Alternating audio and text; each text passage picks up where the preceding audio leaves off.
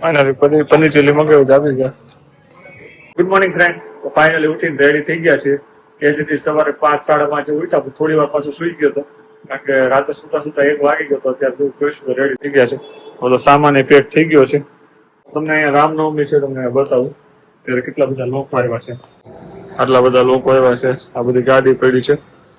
આ સ્વામિનારાયણ ભગવાનનું મંદિર છે, તો અહીં બધા દર્શન કરવા આવ્યા છે. તો ફાઇનલી બધો સામાન પેક થઈ ગયો છે. તો ફટાફટ અહીંયા ચેકઆઉટ કરી નીકળી અહીંથી. ભૂખ લાગી છે તો ચાલો રસ્તામાં ગાંઠિયા ખાશું. ફાઇનલી કઈ અત્યારે રામનવમી છે, હું બતાવું બચાવવાનું. રામનવમી તૈયારી છે. બધા લોકો રામનવમીના દર્શન કરવા માટે આવ્યા છે રામ ભગવાનના. આપણે ફાઇનલી ગાઈસ બાજુ ઠેકા ઉપર મસ્ત આગળ દુકાન હતી, અહીં ચા લઈ લઈએ ફટાફટથી. ચાલો નાસ્તો કરી. ફાઇનલી ગાઈસ મેં તો નાસ્તો કરી લીધો, પણ ટીમ પછી ભૂખી રહેશે તો થેપલા મંગાવી લીધા. મસ્ત બને છે ગરમા ગરમ થેપલા, બધા આટલું લઈ લેવું એટલે બધા ખાશે. ગરમા ગરમ થેપલા બને.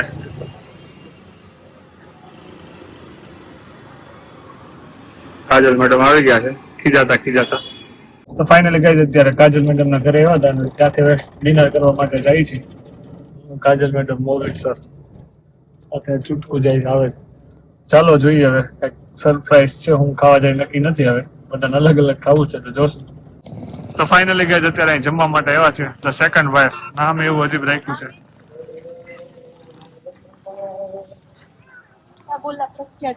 क्या ना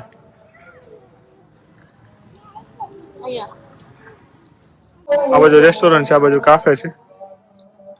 કાફે જોઈએ કેવું છે. મસ્ત બનાવ્યું છે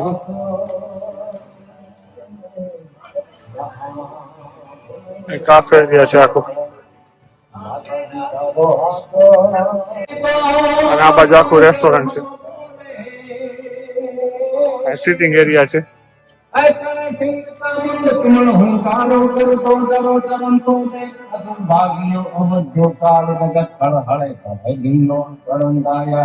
કાજલ મેડમ ને બને છે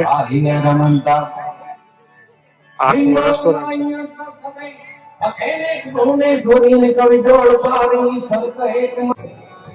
ફાઇનલી ગાઈઝ આ રેસ્ટોરન્ટ છે. રેસ્ટોરન્ટમાં જો અહીંયા સિટિંગ આવું છે નીચેનું.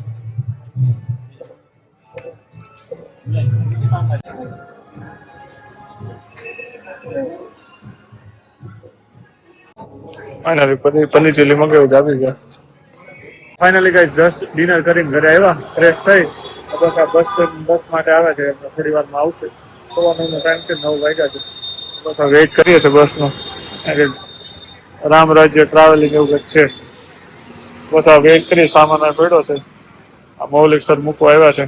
તો બસ આજનો વ્લોગ આપણે અહીંયા એન્ડ કરીએ. મળીએ આપણે આવતીકાલે સુરત. શું સારું લાગે કે કમેન્ટ કરીને જણાવજો. મળીએ આવતીકાલે. Bye guys.